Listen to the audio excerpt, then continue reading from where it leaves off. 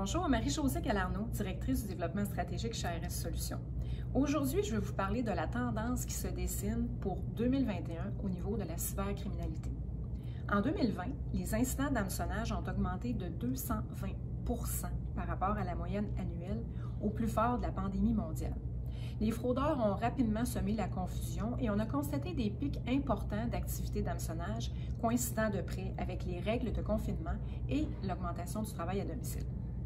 Cette année, Office 365 continue de présenter une cible de choix pour les malfaiteurs avec les fraudeurs qui utilisent de nouvelles tactiques, telles que le consent phishing, qui est un type de cyberattaque qui consiste à tromper les victimes pour obtenir leur permission via une application malveillante afin d'accéder à des services légitimes dans le cloud. Les fraudeurs sont de plus en plus créatifs en ce qui concerne les noms et les lieux de leur site d'hameçonnage.